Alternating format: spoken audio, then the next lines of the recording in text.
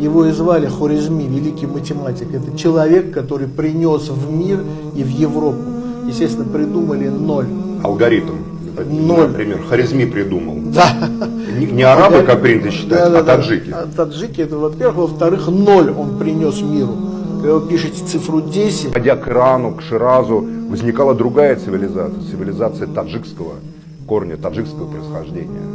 Когда это был Согд, когда это был Мавераннахр. Даже вот Шахнаме, великое творение Фирдоуси, да, значит, там этот есть диалог во всех этих трудах Шахнаме. «Тысяча и одна ночь» это не арабское, это таджикского происхождения, тоже произведение «Тысяча». Хотя, допустим, приезжаешь в Турцию, едешь в город Конья, недалеко от Анкары, там посреди Коньи стоит огромный мавзолей Джалалуддина Руми, величайшего таджикского философа, поэта, основателя целого такого. Но они говорили на таджикском языке, между прочим.